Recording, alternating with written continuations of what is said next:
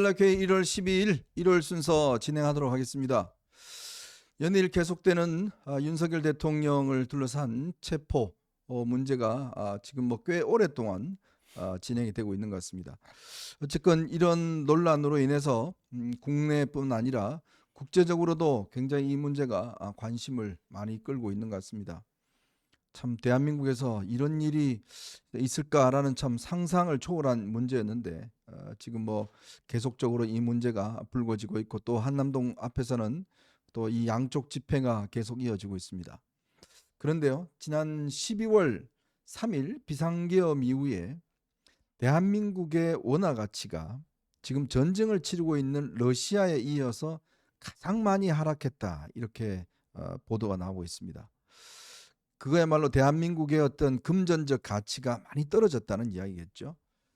그만큼 지금 러시아에서 우크라이나 전쟁만큼 지금 대한민국도 사실은 굉장히 어려운 국면이다라는 생각이 듭니다.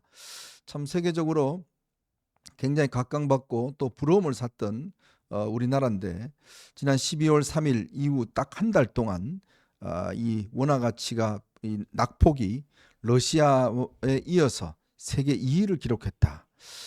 참 이렇게 우리가 내부적인 문제로 매몰돼 있을 때 우리의 경제적 가치가 정말 떨어지고 있는 것 같아요. 그러니까 시장이 제일 싫어하는 게 이제 불확실성이다. 우리가 다 아는 이제 경제 상식인데 이 탄핵 정국, 그다음에 이제 계엄 정국에 이어서 탄핵 정국이 되면서 이 불확실성이 좀 시간이 가면서 좀 제거가 되면서 뭐 이렇게 가겠지. 그렇죠. 언제쯤이면 어떻게 되겠지. 이런 정도의 큰 윤곽들이 나와야 되는데 계속 어떻게 보면 이렇게 미궁에 빠져드는 듯한 네. 심지어 뭐 경호처가 대통령을 결사옹위하겠다. 공수처와 경찰은 뭐 물리력을 동원해서라도 대통령 체포를 반드시 해내겠다.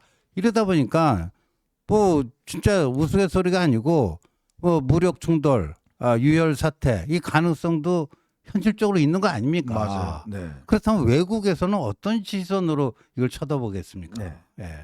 이게요, 남의 이야기 아닙니다. 여러분이 가지고 있는 그 돈의 가치가 점점 떨어진다는 이야기예요. 그만큼 지금 이 계엄 사태 이후에 이 벌어지고 있는 일들이 우리 국민들의 어떤 경제적인 기반을 점점점 허물고 있다는 이야기입니다. 그만큼 이 문제가 남의 문제가 아니다라는 걸 다시 한번 이야기를 해주는 것 같은데요. 제가 아까 말씀드렸던 이런 우리 원화 가치와 함께 지금 우크라이나에서 지금 북한군들이 거의 11,000명 정도 파견돼서 이제 전쟁을 치르고 있지 않습니까? 근데 현재까지 3,000명이 넘는 숫자가 죽었다는 이야기가 나오고 있습니다. 자, 그런데 처음으로 북한군이 우크라이나에 2명이 붙잡혔습니다. 20대 2명인데요. 생포가 됐습니다. 그래서 이들에 대한 지금 신문이 우리 국정원의 도움을 받아서 우크라이나 당국이 지금 하고 있는데 참 충격적인 이야기가 많습니다. 이들이 보니까요, 한 명은 20대 20살이고 한 명은 26살입니다.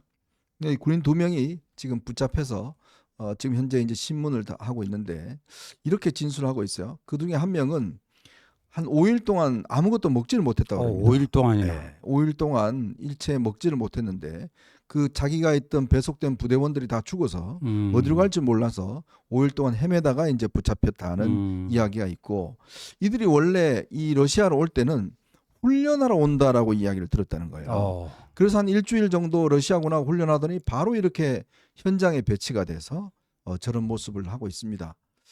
참 북한군 이런 피해 대가로 지금 김정은은 여러 가지 미사일 기술들을 전수받고 있습니다만은 참 북한의 20대 지금 젊은 병사들이 저렇게 전쟁터에서 참 저 한 모습 보십시오. 지금 턱에 부상을 입어서 저런 상황인데 5일 동안 아무것도 먹지 못하고 저런 상태로 발견됐다는 거예요. 네, 참 인간의 삶입니다. 그래도 뭐 나갈 때는 나가서 고생을 하면은 외화 버려야 하고 북한에 남기고 온 가족들 좀 그래도 좀 안온하게 먹고 살지 않겠느냐 그런 뭐 희망을 갖고 갔을 텐데 참 같은 동족으로서 참 뭐라 형언하기가 힘든 그런 순간이네요. 네, 이게요, 이 바깥의 움직임이 우리하고 직접적으로 다 연결됩니다. 그리고 또 이런 문제를 우리가 외면할 수 없는 게 바로 이런 피해 대가로 러시아는 북한에 많은 군사적인 지원을 해주는 거예요. 근데 이거 아무 상관없다라고 이걸 오히려 지금 이 특검을 하자. 이런 지금 이 민주당의 지금 특검 안에 보면 우크라이나 파병 문제를 특검하자. 지금 뭐 이 확성기를 특검하자. 뭐 이런 식으로 나오고 있어요. 참 앞으로 민주당이 만들어갈 대한민국이 어떤 나라인지를 아마 나올 것 같습니다. 저희가 좀 이따 자세하게 이야기를 하겠지만 정말 기가 막힌 일들이 지금 벌어지고 있는 것 같습니다. 자, 그리고 참 희한한 오늘 아마 기사를 보니까요. 이 허은하 이준석 기사가 꽤 많이 나왔어요. 뭐 그냥 네. 거의 도배가 돼 있더라고요. 야, 참 저는 이걸 보면서 이준석이란 물론 허은하 대표도 문제가 있지만 이준석이라는 사람이 가는 곳마다 어떻게 이렇게 분란이 일어날까? 그 조직이 깨질까? 그리고 제가 참 희한한 게 이준석은 사람을 보고 말을 안 하는 것 같아요. 다 SNS에 올려요. 그러니까 이 허은하 대표와 관련된 폭로를 원래 정치인들 같으면 뭐 만나서 진짜 글쎄요. 뭐 대화를 하든지 뭘 하든지 뭐 이야기를 할 거 아니겠어요? 그렇죠. 근데 시시콜콜한 이야기를 전부 다 SNS에 올립니다. 자, 그걸 또 허은하가 또 반박을 해요. 또 그걸 또 SNS에 올려요. 그러니까 지금 내부적인 어떤 이 분쟁이 다 SNS를 통해서 싸움을 벌이고 있어요. 저는 참 이걸 보면서 야, 이준석이라는 참 사람이라는 게 이게 사람을 보고 말을 못하는구나. 옛날에도 저희가 그런 얘기 했잖아요. 이준석이 사람 눈 보고 이야기 안 글쎄요. 한다고. 예. 그러니까 이게 사람과 사람 간의 어떤 인간관계가 기본적으로 익숙하지 않다 보니까 맨날 SNS만 보고 SNS에만 그러니까 글을 올리고 그러니까 이런 폭로전이 아주 전개가 되는데 이게 왜 그러냐 보니까요. 허은하가 대표인데 본인이 대표지만 사실은 이준석이 대주주 아닙니까?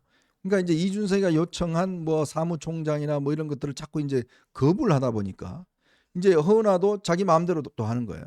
그러니까 또 허은하가 옛날에 자기 비례대표 달라고 자기한테 와서 3시간 동안 울면서 질질 짰다. 뭐 이런 이야기까지 다 지금 공개를 하고 있어요.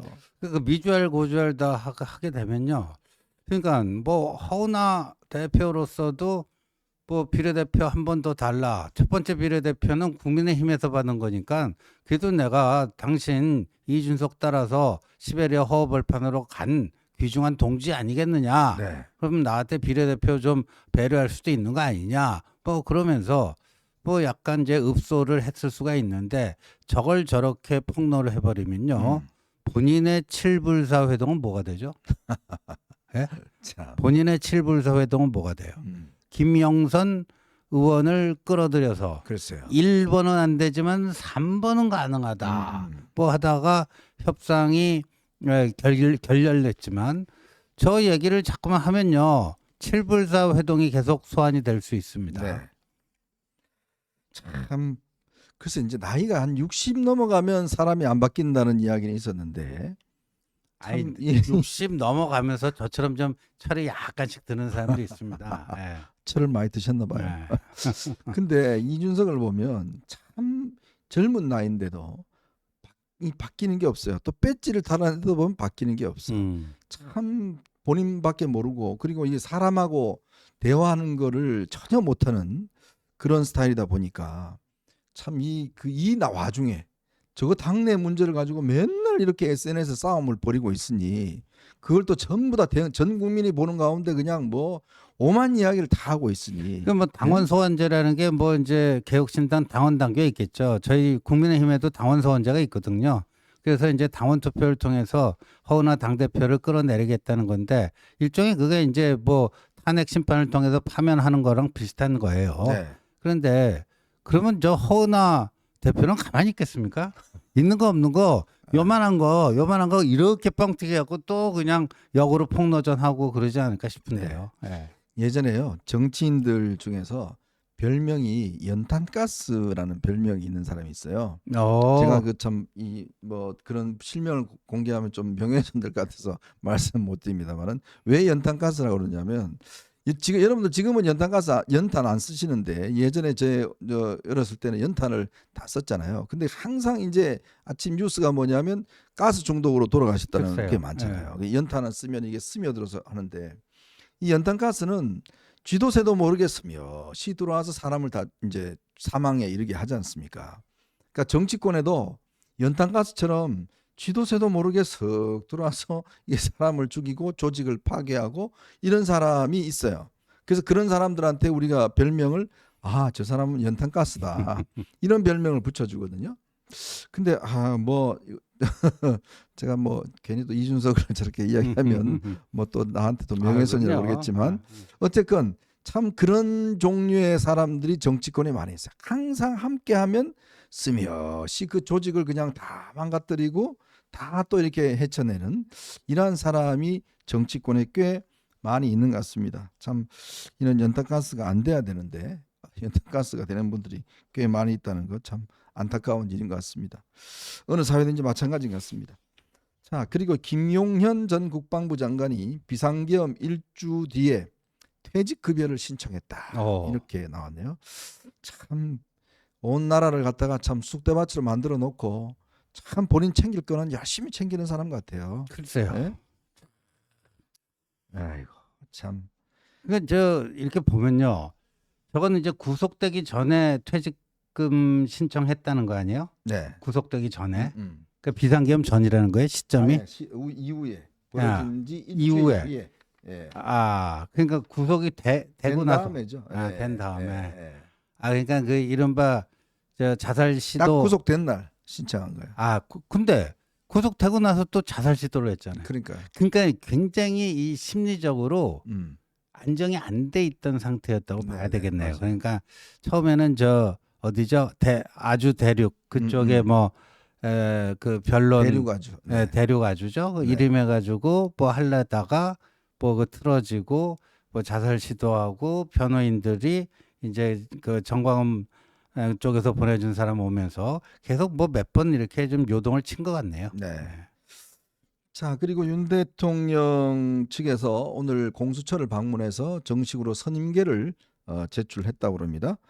윤곽근 변호사 등이 선임계를 제출했고, 그리고 14일 날 이번 주죠. 이제 헌재 첫 번째 변론 기일이 있습니다. 윤 대통령 관련해서 지금 일단 일주일에 2번씩 하게 돼 있습니다. 그런데 윤 대통령 측에서 14일 날은 윤 대통령이 헌재에 출석하지 않겠다. 그러니까 신변 안전을 불상사를 우려한다. 이게 왜 그러냐면 만약에 지금 체포영장이 발부돼 있기 때문에 이게 이제 체포할 수가 있잖아요. 그렇죠. 뭐 그거에 대한 이제 뭐 보장이 안 되기 때문에 아마 이번에는 나오지 않겠다. 아마 설 전에 나올 수 있다는 뭐 이야기도 있습니다. 23일 날 심리 때 아마 윤석열 대통령이 처음 참석해서 이야기를 할 거다. 이런 그러니까 세 번째 기일이죠. 네. 세 번째 기일에는 나오지 않을까 뭐 그런. 자, 오늘 여러분들과 함께요. 저희가 세 가지 이야기를 좀 해볼까 합니다.